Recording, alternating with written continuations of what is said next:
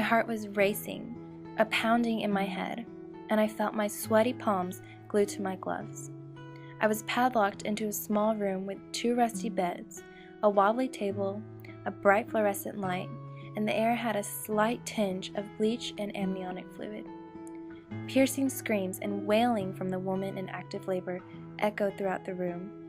It was 3 a.m. and I was sleep-deprived, but I stood eyes wide open, frozen, with adrenaline pulsing through me.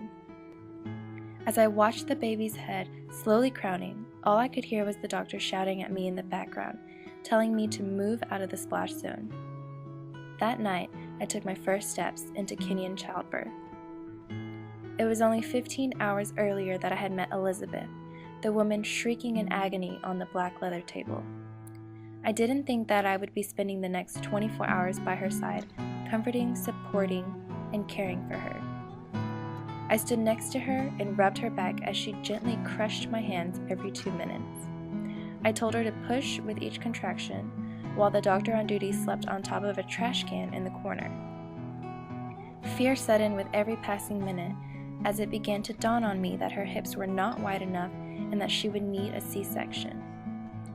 Although that would mean more problems and stress on her, the doctor decided it was necessary.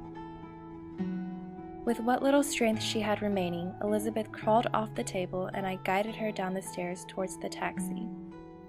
I tried to get in the taxi with her, but the doctor told me that the local hospital did not allow foreigners. I was devastated.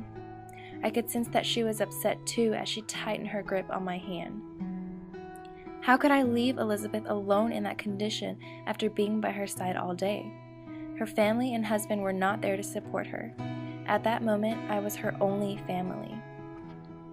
My heart sank, but I assured her that everything would be okay.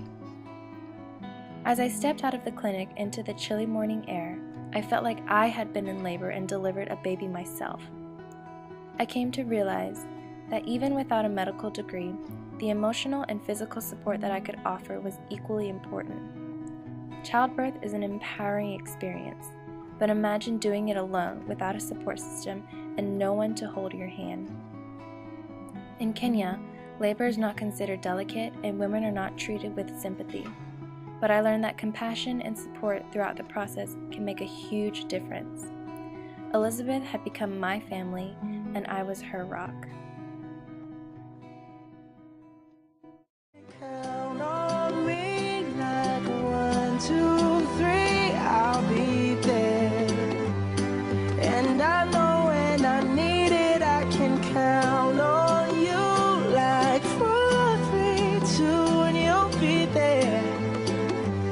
'Cause that's what friends are supposed to do, oh yeah. Ooh, ooh, you can count on me 'cause I can count on